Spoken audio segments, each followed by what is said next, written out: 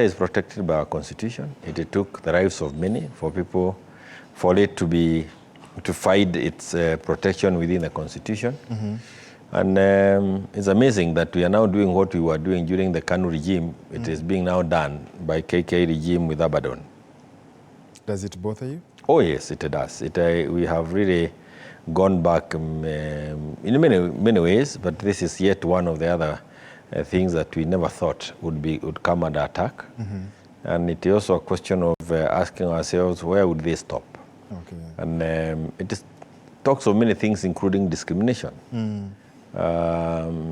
Because I haven't seen any other community being arraigned before a magistrate or a judge for reasons that they were found practicing their cultural beliefs. Yes, and what is expected of any regime, government and regimes like perhaps the one we have now, is to promote the culture of any community.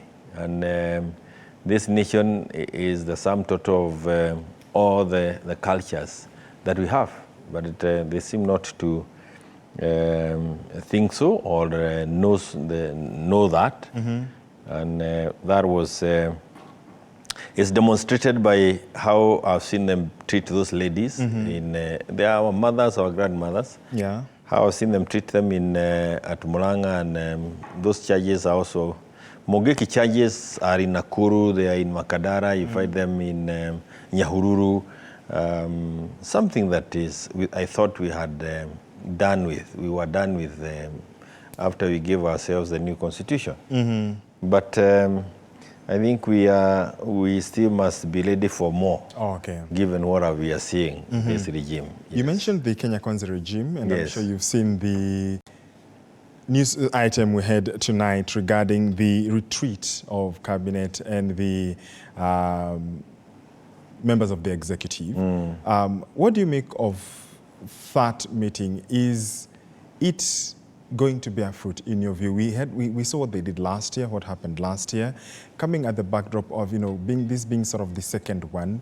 What are you making of how the president is strategizing and how he speaks, especially in addressing the issues, whereas we'll even get to the affordable housing matter?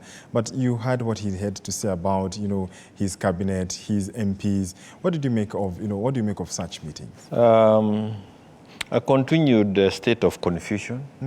And unfortunately, we have accused them for being clueless. And I have always thought that every other opportunity they get, they would want to prove to us that there is something they know, there is a direction that they have taken, and there is something specific they would want to achieve in line with what Kenyans are complaining about. But what I've seen is, again, the same thing of kujipiga kifua,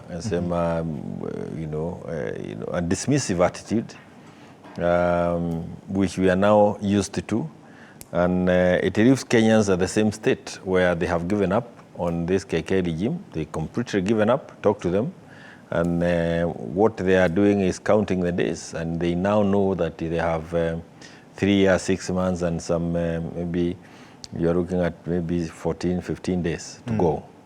When you see Kenyans starting to count the days that are left for you to remain in office, is because they gave up on you. When you see them heckling you everywhere you go, it is not anything else. It's they're saying, we now have completely understood you, and we have no hope, and you could easily be wasting our time.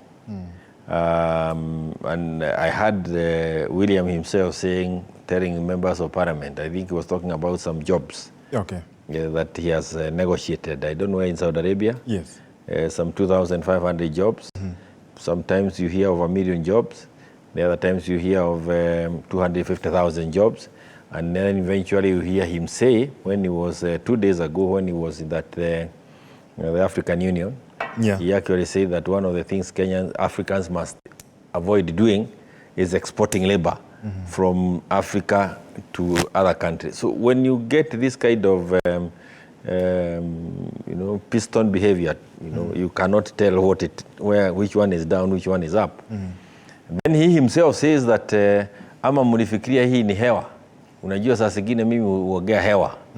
Now You can only pray to God that this regime passes on, you know, inaenda tu na kesho kutwa iwe 2027 if you have to wait until then. If you were on the floor of the House arguing, of course you spoke about the affordable housing, if you were on the floor of the House, what are some of the issues you would articulate, especially pointing out to the affordable housing debate? Maybe even before if you allow me. Yeah. When the finance bill was done, the finance bill really started the whole mess that we are in. Okay. And the reason is because the members of parliament allowed the executive a budget that we cannot afford. You know, we budgeted for more than what we can raise. Okay. And for that reason, we have continued to tax Kenyans heavily to try and fill the gap that is